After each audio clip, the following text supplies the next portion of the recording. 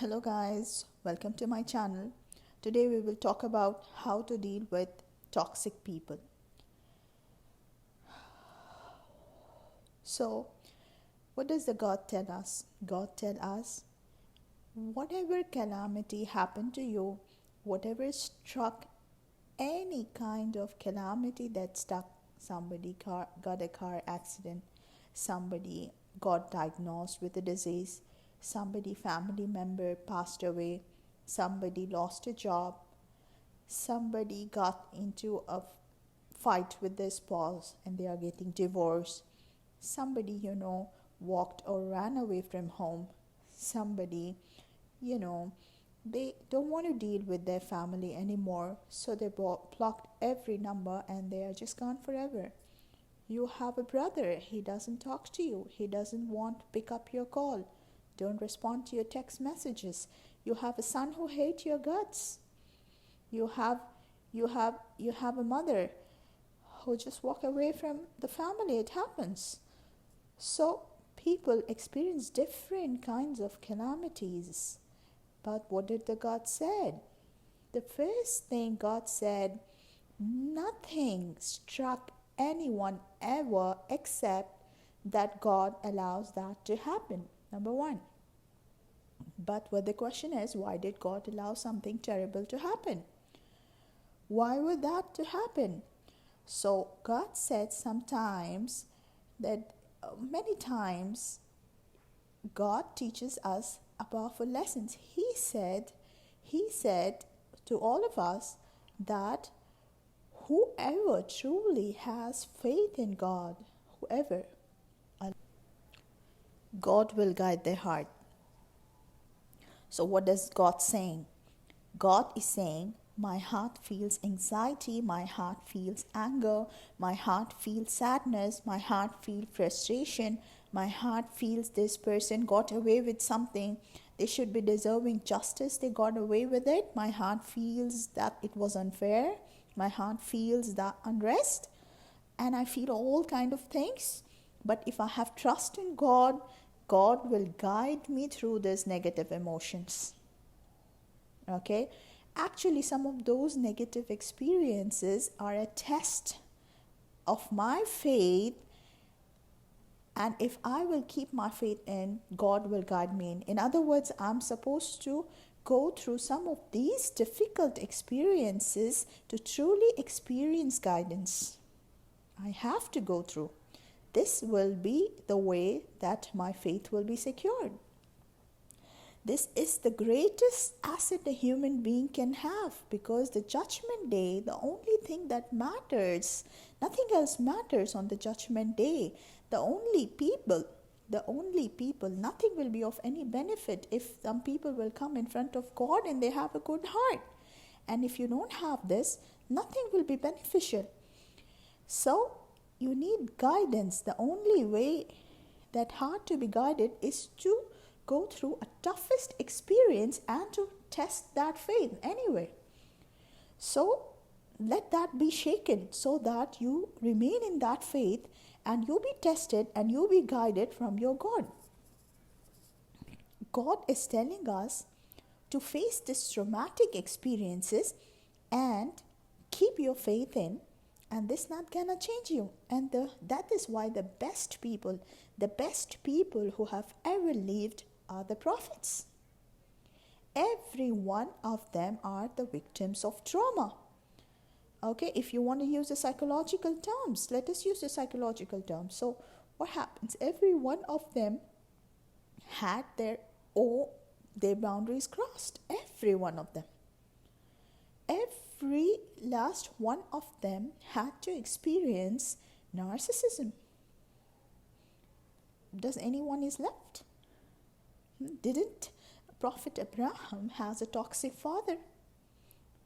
Didn't a Prophet Yusuf has a narcissistic brothers? Isn't it? Don't they? Isn't it? They are victim of their own brothers. Don't you think they have gaslighted when he was called a thief?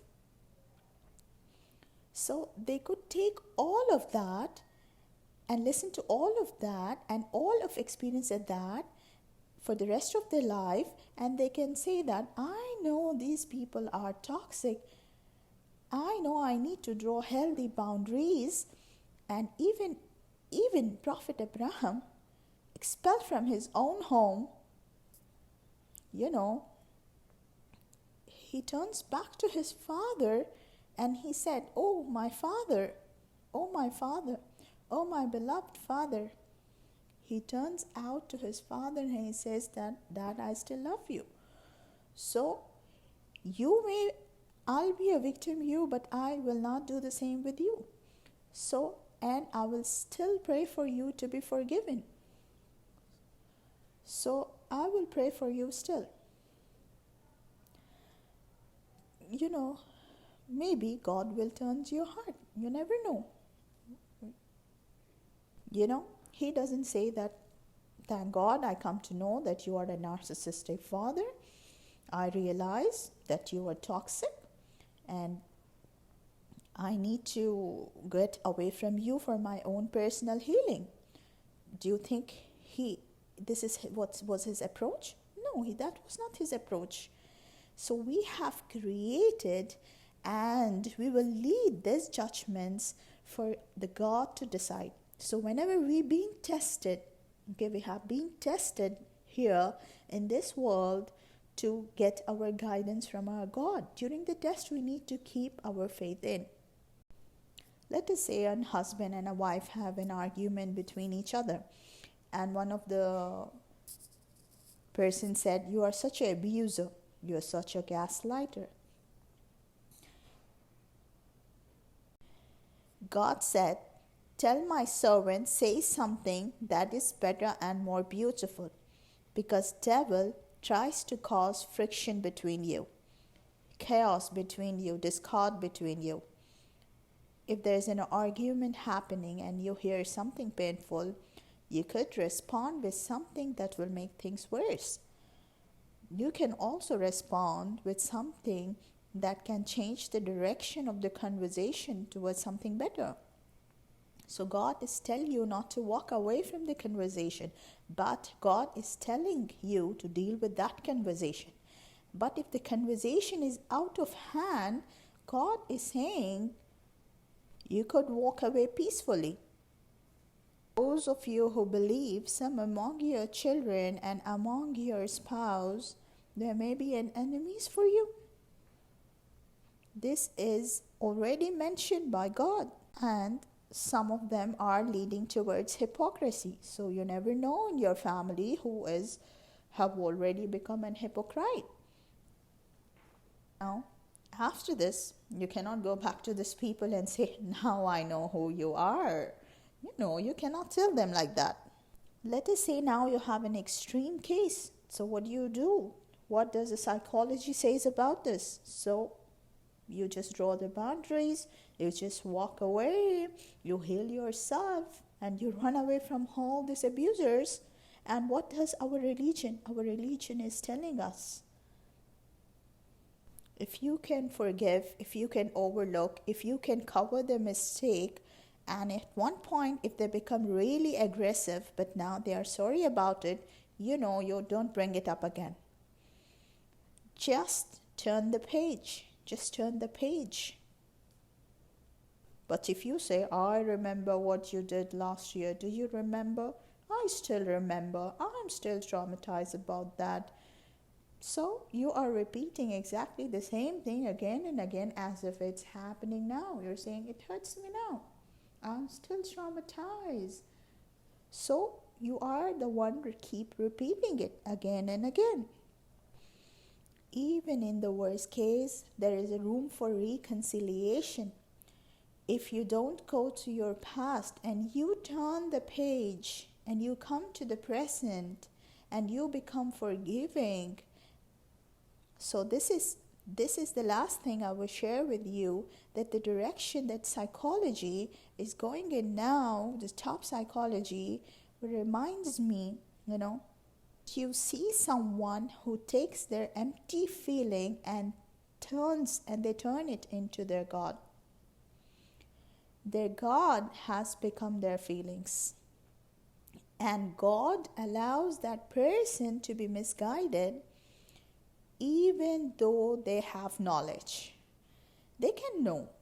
They can be a PhD, they can be a doctor, they can be a professional, but they will be misguided due to their emotions. And they give themselves a new diagnosis and give other people a diagnosis depending on how they make them feel.